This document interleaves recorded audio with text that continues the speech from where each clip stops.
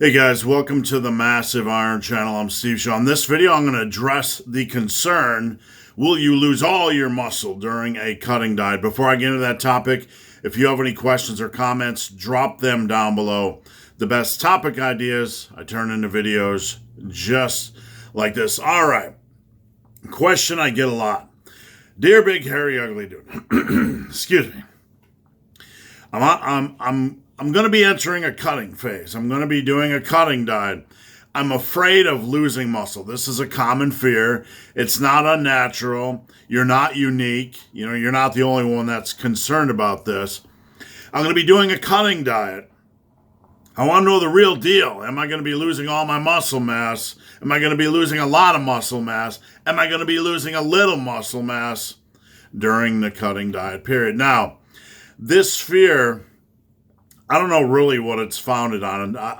Maybe maybe pictures of starving people, that are nail thin, but it's not reality. Let me just repeat. It's not reality. What we know scientifically about weight loss and muscle retention is that it's very hard to lose muscle during a cutting diet when you're training properly. Let me repeat, and you need to let this resonate, and you're probably not going to believe it. It's very difficult, not impossible. It's very difficult to lose muscle during a cutting diet when you're training properly. So, if you're training properly and you've built muscle, when you enter a cutting phase, it's going to be pretty easy to maintain almost all of that muscle. You might lose a trivial amount, okay? We're talking about a trivial amount, maybe ounces or whatever. Guys that get down into, say, the super lean stage, where their body has to kind of figure out what's going on, when they're preparing for a show or they're preparing for a photo shoot or whatever they're doing, they're trying to get super lean in body fat percentage.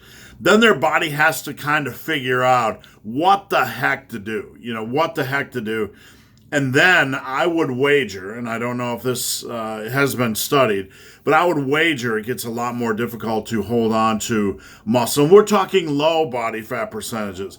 We're not talking about you guys trying to get to 14, 13, 12%.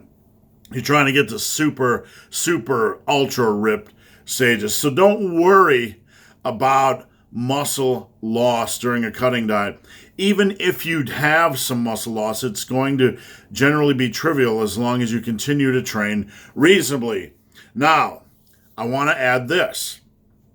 Even if, for those of you guys that are still in the fear zone, even if you do lose some muscle, even if you had the worst cutting diet ever, you just blew it, right? You just have the worst luck and the worst genetics, and everything fell apart, and you lost 2, 3, 4 pounds of muscle, even in worst case scenario, right? Even in the worst case scenario, I want you to remember this. Muscle memory is a very real thing. Once you get muscle, once you have that muscle, it's like putting an addition onto your house. You can take all the furniture out, meaning muscle loss, but once you return to muscle building or calorie maintenance or a slight bulk, you're going to get that muscle back again. So as long as you don't stop training, and we're talking during a reasonable period of time here, right? We're not talking about stopping training for, we're not talking about, stopping training for 10 years. If you don't stop training, you're going to be fine. That muscle is going to come back. Now, if you stop training longer than like 10 years, then maybe muscle memory will be a thing, right? So that's kind of the caveat that I'm adding. But muscle memory is real. Even if you have the worst cutting diet ever, you come back, you're going to get that muscle back.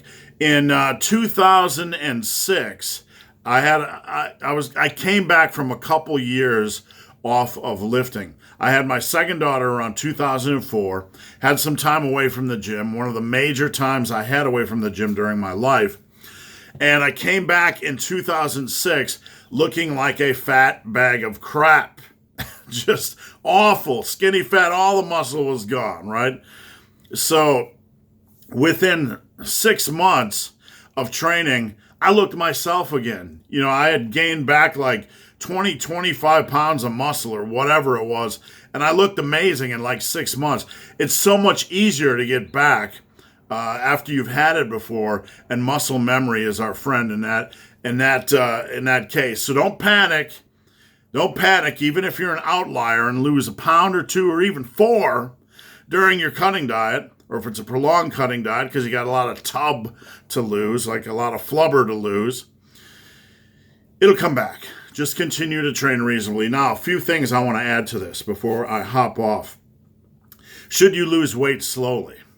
Right? Does losing weight more slowly, excuse me, help you with muscle? Well, first off, we got to return to what I just said. It's hard to lose muscle. So therefore, trying to prolong a cut, really all that does is, to slow it down, have a little bit more moderate deficit, all it does is prolong it.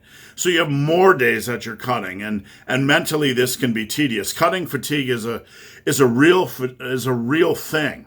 As somebody that coaches for a living, I could tell you, diet fatigue is a real thing. So you don't want to prolong this. You do not want to prolong this. So get in, get the fat off, and get out. Don't prolong it. All right. Another common concern when it comes to fat loss is strength loss. If you have a quality amount of strength, there's a good chance that your pressing movements or other movements, squats or whatever, you see this a lot on bench press and overhead press, and you see it on squats as well, and other lifts, obviously, but it's more heavily weighted on presses. You see it more on presses.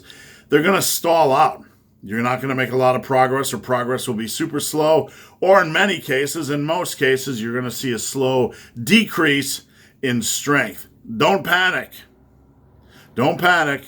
That's part of the cutting process.